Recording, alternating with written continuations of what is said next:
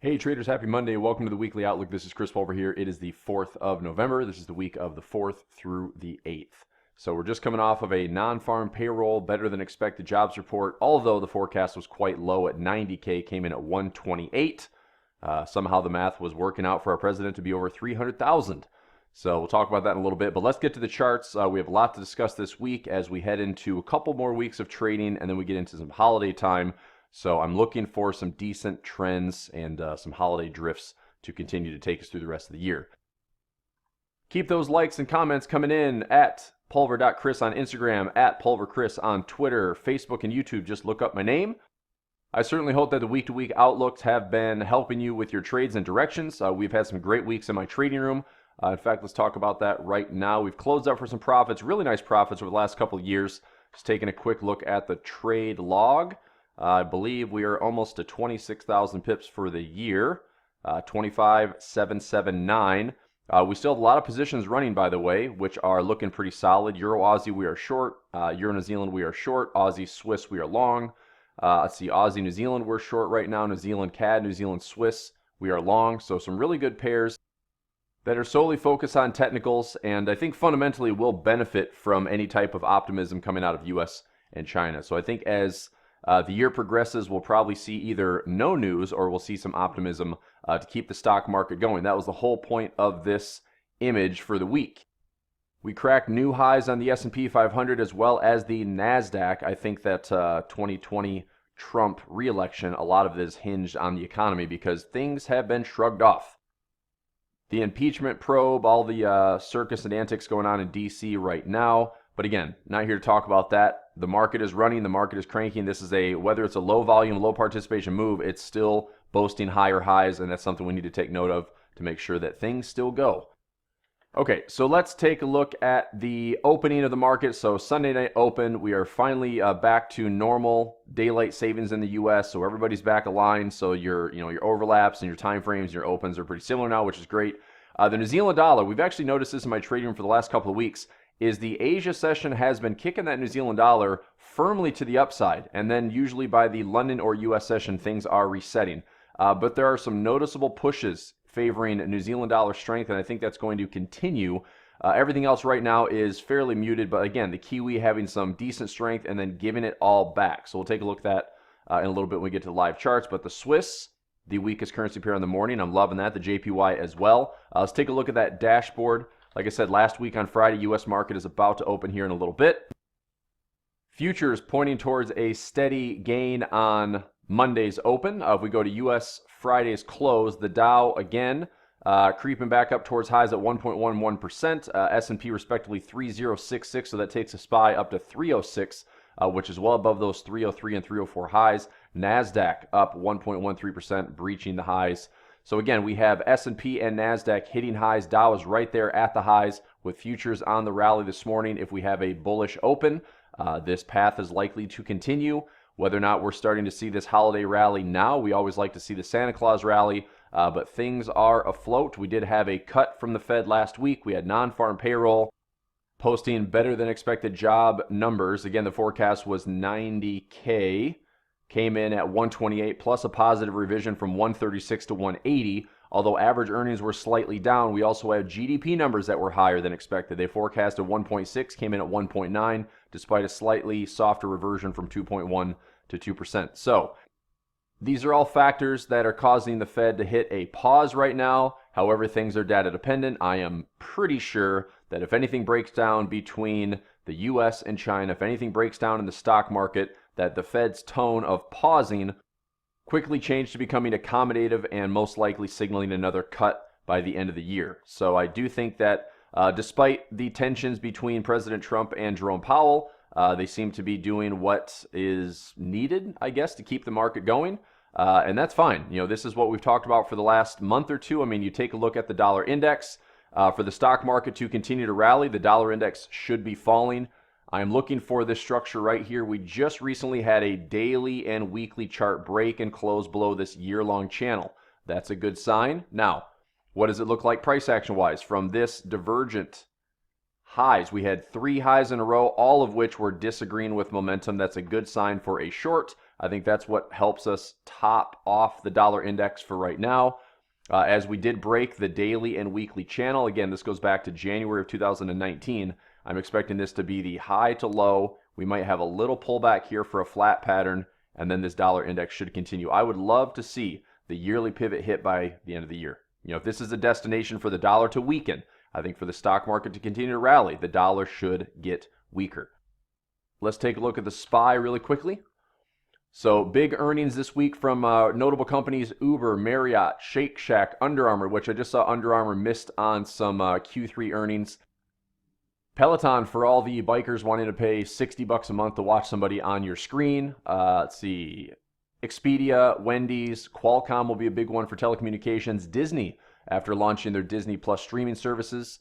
Activision, for all the video gamers out there. Monster Beverage, Planet Fitness, just like Average Joe's of the real world. Zillow, and Duke Energy I'm seeing for the week. So for the most part, earnings have been pretty solid. Let me go ahead and clean this up. This is a SPY from last week. Take a look at our close. As soon as we had price, let me go ahead and just, I'm going to go into the settings here for this indicator. There we go. So as soon as we broke this structure, we did expect there to be the drift, and it's happened. So we've stayed on this level. Although we have some gaps to fill, we have made new highs, and this rising wedge structure continues. So let's zoom out. Let's get a little context here. Broadening formation, megaphone pattern, however you want to look at it. I do think this is a bull trap area, but I'm certainly not calling the top, and I continue to say that. This will probably continue to go. All right, 310, 315, that would be this upward trajectory of this movement here. Rising wedge, it might continue to go. There might be a little bit of volatility, but if it's smooth sailing through the holiday, it'll really be an interesting open for 2020. You know, will 2020 open a lot like we did back in 2018 with a big scare to start out the year? Or will 2020 be, you know, just pick up where we left off with a strong finish to the year, and then it's, you know, maybe offering a dip to buy in early 2020? Obviously, 2020 is bringing up a big election year for the U.S. and U.S. economy, and what's the Fed going to do in December? We don't know yet. That's all kind of wait and see, but I'm liking where the dollar structure is. I'm liking where this stock market is. I expect there to be weaker JPY movement, weaker Swiss franc movement. If everything stays somewhat muted and quiet on the U.S.-China front, or if we have good news and optimism coming from it, then this will continue to rally. So do expect the SPY to go higher. Do expect stocks to go higher. Do expect your risk-off currency pairs or safe haven currency pairs like the dollar, the Swiss, the yen to get softer for at least the time being. All right, that is why I am, you know, personally positioned on a lot of Aussie strength right now and New Zealand strength. Those tend to do well when risk appetite is the flavor. And we're seeing that. I mean, I think we've got some good profits running. I've been running on some profits the last couple of weeks, and I'm going to let them run. So, fun stuff. Let's go ahead and get into the currency pairs. Aussie CAD. We had some CAD news last week. The BOC kept the rates unchanged at 1.75. Oil still plays a little bit of a factor in that. The Aussie CAD is heading up towards 92.50 to 9300. In the short term, I'm looking for a brief pullback. We have equal lows right in here. Nice little run up to previous highs. If we have a bit of a pullback, then I'm looking for continuation back up towards 92.50 to 9300. All right, so I do expect this to have a brief pause or pullback based on last week's news, and then we'll look for some buying opportunities to stay long and get back towards 92.50 to 9300. Aussie Swiss, I'm going to continue to hold this one long. This has been on repeat for the last probably month or so. Really, this goes back into building some positions back in August of 2019, breaking resistance, becoming support, rallying back up. Let's see if we can break these highs, make some new highs above 68.50. Let's make some highs towards 69.50 and 7,000, where I'm ultimately looking to take at least some profits in the near term. Aussie yen, still looking for some bullishness to continue. You can see that we just are drifting. You know, we're making higher lows and higher highs on the daily chart. 75.76, or just above these previous highs, around 76.00, are good targets to the upside for right now as this continues to drift. If we end up coming back into kind of the May scare zone around 77, that would be a big recovery for the year to essentially have a zero-sum game from flash crash in January all the way up here in May, falling all the way back down to flash crash lows and coming right back up to where they broke in May. So at the end of the year, this could be, you know, breakdown from last year, and they can blame, you know, the market can blame the Fed for that, whatever. And then we have the recovery towards the high in April, falling all the way down to August transition month, retest the low, come all the way back up to where we're breaking out, or I mean, heck, come all the way back up to where we started. So the low of the year, the high of the year, the low of the year retested. Maybe we even get back to the high of the year back in April before the December holiday hits around 80.00. So if the trajectory is here for the Aussie yen, I would expect other risk pairs to do the same thing. Aussie yen, CAD yen would be a good candidate for this. Euro yen, New Zealand yen. Dollar yen might be a little bit tricky because we may see a weaker dollar and a weaker yen. So I am favoring pairs like Aussie yen to the north, New Zealand yen to the north, probably CAD yen as well. I like to look at some of those commodity-based currency pairs. Speaking of commodity-based, here's Aussie New Zealand. Aussie New Zealand, I'm currently short at 108.03. And, we've seen this high tested before. Even if we get back to the same high, I don't mind having a short in this position. Previous highs. If we come back up and retest it, there's a lot of disagreement on the higher time frames. Even if this goes a little bit higher, we're probably going to come back and balance out towards 104 to 10500. I still like this overall structure. You can almost see, you can see the channel if I zoom out. So let's zoom out. We have low to high, low to high, low to high. If this goes sideways longer, okay, fine. But I would love to see this make a bit more of a corrective move like it did in here and did in here. Let's see a little correction to the downside towards 10500. And then we start looking to buy it again. So we're going to look to trade the range and continue to trade the range on the Aussie New Zealand. Aussie dollar, we actually started to break this channel, which has been active since the high December of 2018. If you look back, we had highs, a double top here back in January 2018. We have nearly been in a 1.5+ plus long downtrend. But with the flash crash low in January, carving out some nice equal lows here back in August, actually, of 2019, retesting those lows in October, I've just been buying the Aussie dollar. So there's been some nice chunks of profit in this little leg as well as this leg. I'm trying to get some dips to buy again. I think that this is now that we've penetrated the highs, I think this is a crown pattern, and I'm looking for this to either stay on the right-hand side of this channel before we go higher, or just like the dollar index, if the dollar index is breaking and going to pull back briefly, I'm looking for the Aussie dollar to offer a bit of a pullback as well, and then we go long. So I am expecting Aussie dollar to continue into this open space and make at least a decent three-wave move. This could be wave 1, 2, 3. Something along those lines to get this up into 71 or 7200. Again, safely taking out highs or testing highs, I will be fine taking some profit there. If we have some dips to buy, I'm looking to stay long on the Aussie dollar. CAD Swiss, pretty nice resistance on this one around 7600 as we expected. This ended up being a great trade. We sold it around 76. I'm trying to think where we sold it at. Let me check my doc here. CAD Swiss, we sold it at 76.18, and the high was not too far above that. I think we had highs around 76.20. Trying to get my zoom in there. The high was 76.36, so we were about 18 pips off the high. I will certainly take that, and we end up grabbing some nice pips to the downside. We had lows around 74, 77, so about 140, 150 pips of opportunity from our sell trade. But in the medium term, I'm just looking to buy this CAD Swiss. I want to buy it at this level. Especially with the news from last week. If it comes back up briefly and balances out that news, we'll probably fall a little bit lower. I'll be waiting to buy it. So we had some nice short-term profit on the sell trade. Now I'm looking to acquire some small positions, build up a little position, grab some positive rollover, and stay in the long side for CAD Swiss. CAD Yen, another drop briefly. We have some trend line support that you can see here. I don't know why that is red, but let's change that to black. Here we go. So trend line support as well as some wave patterns. So a push, low to high, pullback. Low to high, pullback. If we pull back towards this trend line support, I would like to see some higher highs, get back up to this area. Again, similar structure to the Aussie, and like I said, big drop, low of the year, recovers all the way back up into April, comes all the way down through August, just off the lows from the flash crash in January. But if we get back up towards the same levels, this could be a year-long range. Low, high, right? And what actually happened here? Nothing. Just a lot of time passed, but price really didn't go anywhere other than 85 to 78. That would be an entire year's price contained within about 700 pips.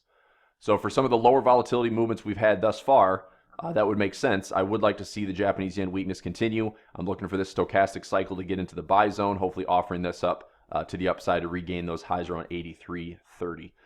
Swiss yen, this is safe haven versus safe haven. I am trying to buy this currency pair at a better spot, 108.50 or 108.100, trying to get a dip to buy.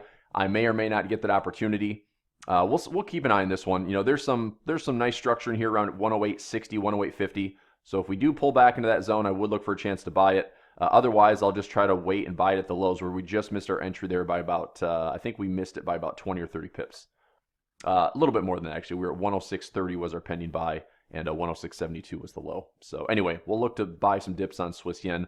Euro Aussie, we are currently short. That trade is going well to the downside. And we're currently short at 62.95, and we are on the right side of this channel. We're on the right side of this rising wedge. We're looking for trendline breaks. I would like to see this continue to push lower. Ideally, this is a neckline. So if you connect the lows, I'll do that right now. Connect the lows like so. If this goes from left shoulder, head to neckline, this was a rising wedge to help create the right shoulder. We should see a push into this neckline around 1.60. For that area, that's going to be target one for me as a trader. 62.95 is my short. If I get down to 6,000, I'll probably take some profit. It may get a little messy or bouncy off the neckline. I'm still favoring short movement based on this pattern.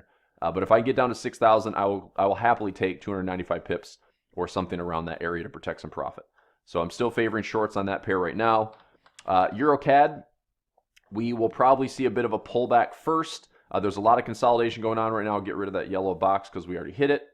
So range bound for the time being, lows around 4,400, highs around 4,700. And, you know, we might just end up playing it sideways. We might buy it low around 4,450 again, possibly down to around 4,250. But I would like to see this pair come back up and retest 5,000.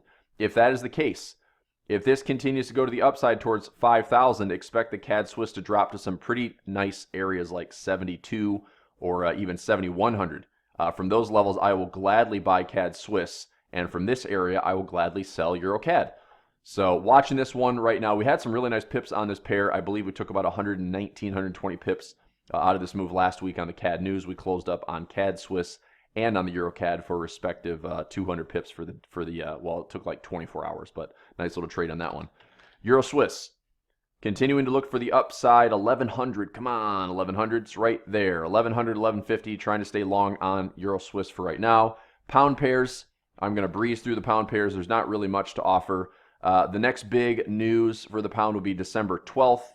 Well, if you count this week on Thursday, we do have a Super Thursday, which is pound inflation report, monetary policy committee votes. Interest rate decision, which is expected to remain unchanged at 0.75%. Votes are not expected to change at all. 009, most likely the asset purchase facility. I am thinking that is going to be a medium impact. Let me confirm. So we have, yep, right there. So we have 435 billion pounds expected with the same votes on the asset purchase facility. So more than likely, I'll actually have a live session this week for my major market movers segment. But again, not expecting much in the way of some price action outside of maybe a little bit of excitement for the day. But for the most part, the pounds have been asleep now for about 2 weeks. This gives us today 1, 2, 3, 4, 5, 6, 7, 8, 9, 10, 11, 12, 13. We have 14 days of indecision. I mean, heck, that's almost 3 weeks of trading. After, of course, one of the wildest rides in October. So not to say that there can't be some fun going into the end of the year. I think that December 12th would be a big deal. I think the pound is still very sensitive and highly sensitive to Brexit news. I think right now, though, with the hard deadline of October 31st that's been delayed into January of 2020, it has now been kicked down the road, and the big news now is going to be the December 12th election. So if nothing happens on the pound pairs, you know, we might see some movement on Thursday. If we have a good week leading up to that, we might just trade it for fun or watch it and be spectators. And then focus ahead, you know, pound pairs will be more exciting towards the end of the year with election in December, and see how that takes us into the end of the year. But again, we had some good opportunities on the pound. I don't feel bad about not trading them right now. There's nothing to trade. It's very, very low volatility at this time. The daily trading ranges are actively shrinking now as we go into 15 days of indecision. So expect these daily trading ranges that have been quite high to start to drift back down into some lower levels, at least for right now. Euro yen. Looking for some additional upside with the stochastic, hopefully offering up a buy zone. We have our push, we have our pause. If there's any lower movement, it doesn't look to be wanting to push too much lower. We are just sideways, so a nice little rally, sideways movement here, trying to buy some lows. 120 seems to be really nice support, 1900 nice support as well into this trend line, but we should see some pushing to the upside towards 122.50 or even coming back to retest these highs around 123. There's also a nice channel around 123 as well. So I expect Euro Yen to continue to push higher. Euro New Zealand, we are in a sell trade. 75.50, I believe. 75.05, my mistake. 75.05. So we are short. We are looking for this to make its way down. What was the low overnight? Looks like the low around 72.73. Two levels I'm watching for, 1.7200 and 1.70. If I get to, I mean, obviously 7,000 I would love to get to, but for whatever reason, this pair is taking a long time. High, low, lower high, lower low, lower high, lower low. Let's see how this behaves.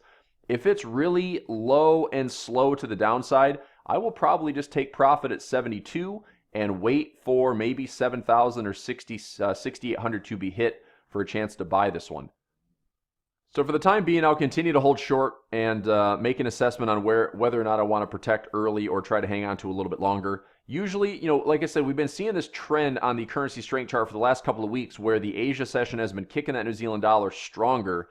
This is a pretty hard reset for the Kiwi for the day, but if we keep seeing the Asia push to the upside and it sustains these movements, we will see some stronger New Zealand dollar by the end of the year. So I like the positions I'm in. I'm long New Zealand CAD, I'm long New Zealand Swiss, I'm short Euro New Zealand, I'm long New Zealand dollar. All have some really fantastic technical setups, namely weekly charts, harmonic patterns. These are great levels to expect some Kiwi strength. So I'm going to stay the course on those larger time frames and just kind of let this one play out and decide where I want to protect some profit. Euro dollar. With all the news last week on FOMC and non-farm payroll, we did expect the euro dollar to push higher, and it did. I'm still looking for a push towards 1,200. We have highs around 1170. For some reason, this level continues to hold. Nice trend line break. Probably a little bit of a pause. Let's expect this to go a little bit higher towards 1,200, 1,220. If we have a little bit of a dip first back into 1120 or 1100, look for that trend line area to hold some support, possibly a short-term buy opportunity this week. Expecting the dollar to continue to drop. So in the near term, euro dollar should rally. So 1,200, 1,220 is a nice resistance point, but if we can buy it low enough, maybe take it up for a nice chunk this week. One thing you can certainly consider is setting a trade in. Once you're in profit, let this run, put your stop loss to +5 or 10 and see if this thing wants to break and go higher. There still is a massive falling wedge on the euro dollar that extends back to, that goes back to May of 2018. So if we end up breaking this structure, there will be a really nice short covering or a squeeze against the dollar. And that gets us up towards, again, a yearly pivot. That gets us up towards 1650 to 1700. All great technical levels for this particular pattern. So I would like to buy a dip. If we can get lucky on a break higher, there's certainly some spots to get long here as well. See that dollar index continue to drop and that euro dollar will continue to rally. Pound pairs, like I said, we have been dormant now for 14, 15 days. If I look at the technicals on pound Aussie, I would like to sell it. I'm waiting for a channel break. I'm just going to go ahead and extend this out there. Okay, so I'll wait. But after that big rally in October, in about 5 days, we have pretty much gone dormant. So what am I looking for technically? If we have a retest of the high, that'd be a great double top to sell from. If we retest the high or break the high, do we have disagreement that is noticeable to sell whatever this rally is and see it drift back down? We're still in a massive channel on the pound Aussie with a lot of resistance. So anything back to the highs around 9,000, I think that's a great sell spot. Anything that makes a higher high, look for divergence. That could be a great sell spot with any type of indecision. So technically speaking, I'm looking for the pound Aussie to drop. Pound CAD, I'm looking for that to drop. Pound Swiss and Euro Pound, I'm staying out of those. Pound Yen, I'm staying out of those. Pound New Zealand, I'd like to sell it like I am the Pound Aussie and Pound CAD. So here's Pound Swiss. Here's Pound Yen. Pausing right now, going sideways. The Yen, I'm expecting some weakness, but this pair to me is off the radar. I'm not going to trade this pair. Number one, margin is still high in a lot of the pound pairs. Number two, Pound Yen doesn't really have the technical obedience like other currency pairs do. So this will probably continue to go higher on a weaker JPY, but it'd be maybe scalping at best. Right now, everything's still kind of postured for JPY weakness. Pound New Zealand. This one, if we retest the high around 2.05, we had highs up here around 2.05. What a great spot to short it. If we come back up for a little rally to the upside, look and see, do we disagree? Do we disagree? Does our stochastic get up here as well for a sell trade? If so, look for indecision. Look for a sell opportunity. Come back into some of these October inefficiencies. Be a great spot for low risk, high reward on the pound New Zealand. Pound dollar. This one's going to be interesting. Pound dollar, are we going to go up to 3,200? Are we getting a brief pullback? Right now, that's just a little correction. A little correction this way back down towards 28 or 27. Can we hold this area for another thrust to the upside? I think that we can. I think the dollar weakness will allow this to go somewhere, but I'm wondering if we have a weaker pound or a neutral pound and a softer dollar, will everything just stay sideways? Are we just going to see a sideways move in the pound dollar, or will the dollar weakness prevail, allowing us to get back up to 32 and 3,300? I hope it's the latter. I hope we can get to 32, 3,300 on this pound dollar and get some good kind of bursting rallies from 27 to 2,800 all the way through 3,000. That'd be another trade that if we can buy and hold, as in we buy low, we get a nice trade in profit, move our stop to plus 5 or 10, and walk away and see if we can make that that run through 3,000 and get up to 3,200, and just sit on a nice running trade with no risk and see if we can grab 300 or 400 pips out of this trade. So I will be looking for that pound dollar to continue to run. New Zealand CAD, these are all trades I've been holding for quite a while. New Zealand CAD, I am long. Really nice structure to the upside. We are seeing some indecision, but again, I'm looking to buy dips and I'm looking to stack up orders to the upside. So either way, I had this surrounded for additional orders. We've carved out some nice lows. We're breaking the structure. If we have a pullback, that is fine. I will buy that. I'm looking at least towards 8,600 to 8,650. There's also a weekly harmonic target around 8,650. So good confluence between harmonic patterns, pivots, previous structure, support resistance, things like that. Looking to stay long on this New Zealand CAD. New Zealand Swiss. Did we break the yellow box? Did we break the yellow box? Oh my gosh, we're so close. Well, we'll find out. Can we actually break and close above? Are we going to come back down and retest the lows again? If we do, that's fine. I'll continue to hold. If we break higher, let's go. 6,600. So we should have some room to the upside. I'm expecting room to the upside. Make good on some of this push from July and August. And, risk appetite, watch some Kiwi strength on the technical front. And let's see how this one behaves. So I am long on New Zealand Swiss. New Zealand Yen. Similar to Aussie Yen. Look for some trend line support. I'm going to change this to a solid line. Look for some trend line support on any dips and pullbacks. If we continue to make higher lows, that's a good sign to stay bullish. New Zealand dollar. This one's actually a really nice head and shoulders pattern. Can we, and this is what tends to happen, can we break this neckline? You can see the structure pretty cleanly. Left shoulder, head to neckline. We started to tap and test that right shoulder. So what's next? If we stay right here, expect this to go higher.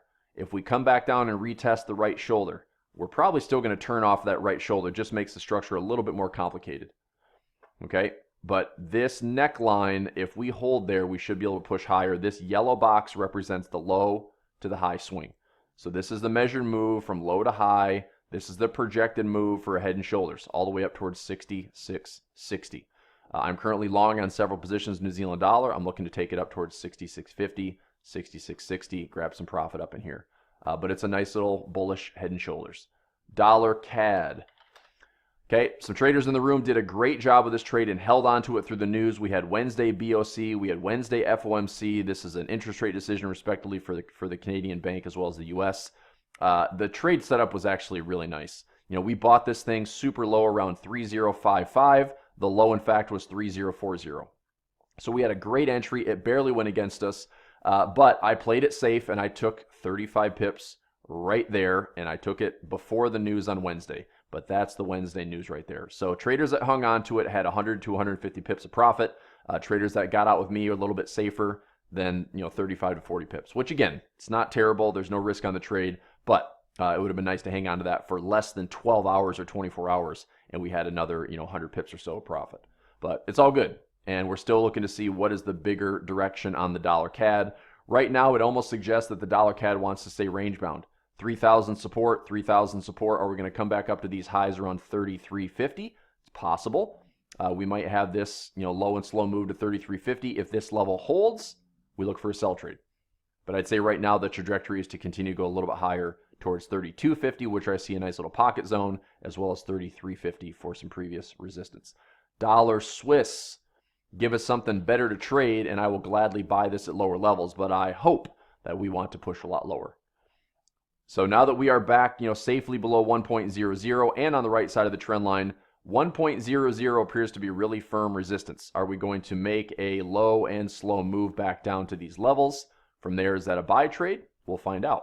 If the dollar weakness continues and accelerates, then we might come down into more enticing levels like 95.50, which I'll gladly buy it there as well. So not doing anything personally on the dollar Swiss at this time, just waiting and just watching. Dollar yen. With the stock market, we should see this trendline support holding. We should see some bullishness continue. I think that if you're going to compare, the yen will probably stay weaker than the dollar. I think the yen will most likely be, towards the end of the year, one of the weaker currency pairs if we continue to see some risk appetite. So the dollar yen will likely carve out higher lows and start pushing back up towards those highs back in April and May, which really is up to 112. That's way up there considering we had a flash crash to 105. So there's some decent volatility ahead. On dollar yen, we're currently at 108.50, and that's another 350 to 400 pips above. Dollar index we can revisit. Let's go to oil. Oil still sideways and still stuck, but you can see the strength coming in right now. I really thought that we would break back down between 54, but we are plugging away, just holding those intermediate spots. So $54 intermediate, 51 major support. Clearly, there's resistance ahead around $59 to $60. 61 is where we've seen a lot of rejections right there and right there. So if you're drifting higher, okay, let it go. We're running up towards 58, 59, 60 bucks. Anything between 60 and 61, look for indecision and short it. Tight stop areas, look for a nice trend line break on a smaller time frame, but oil should probably hit some heavy resistance around $60. Gold and silver. Here is silver. Sideways out of the channel break. Can we sustain this run? 1810, previous highs around 1960. $20 is a round number. I continue to hold long on silver. Gold, we're on the right side of the channel as well. I think gold has more resistance ahead, 1520, 1530. That's right now a very tough level to break. So can we break this level, or are we going to hold this level?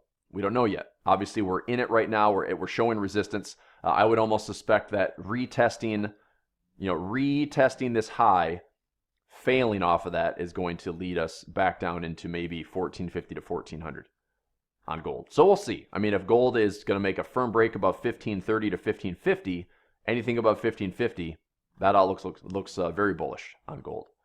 All right, and cryptos have had a pretty exciting last couple of weeks. So here's Bitcoin, currently at 93.48. We had a channel drop. You can see the structure in this corrective channel. Nice little flag pattern that just never pushed lower. We had a briefly lower low. We had disagreement on higher time frames, which I actually liked, and we came right back up to that inefficiency around 9,400. Now that we're on the right side of this channel, I would like to think that we are going back up towards 13.7. So we'll see if this is what's happening. We'll see if there's still some pivots and things that have been missed along the way on this crazy rally from 3,500 to 13.7, but trajectory right now looks to be quite bullish. So I liked that push right there. If this is a bull flag, look for this to stay sideways and continue to push higher, revisit 13,000, 13.7, and another nice opportunity if we break those highs to be long on cryptos and see if this can carry us through to some new highs. And heck, you never know. We could revisit some levels back to 2017. Okay, so let's revisit the news really quickly before I let you go. Hope everyone has a fantastic week. Daylight savings got us back in the mix. This week news, let's go to the calendar here. Let me do high impact only. The main thing I saw this week on the pound was on Thursday. We have ECB President Draghi is no longer in the picture. It's President Lagarde, formerly from the IMF. RBA statement coming out Monday night at 11:30 p.m. Trade balance for CAD, ISM numbers for the U.S. It says 11 a.m. It should be 10 a.m., right? They always do it at 10 a.m. Come on, daylight savings. What's up? Employment news for the Kiwi this week on Wednesday at 5:45. That's just after rollover. Employment change quarterly. Let's see if that's high or lower. Unemployment rate. Oof, expecting a 0.2% increase. Interesting. In the unemployment rate. So we will see what the numbers actually show for the Kiwi, good or bad. Hopefully it's good. I mean, technically, I'm looking for some Kiwi strength. So if we get some better than expected employment numbers, then we should see some pops on the Kiwi this week. EU economic forecast, Super Thursday for the pound, unemployment for the CAD on Friday. We'll have some fun with that since the CAD did not show up to the party last week for non-farm. It's going to be all about the CAD this week on Friday. So keep an eye on those CAD inefficiencies from last Wednesday's BOC rate decision. Have a great week. If you need me or need to contact me, here's how you can. Easy way to get all the content is just follow me on Instagram and Twitter, and subscribe on YouTube and get the notifications for when videos like this pop up, and take a look. Have a great week, everybody. Talk to you soon. Bye-bye.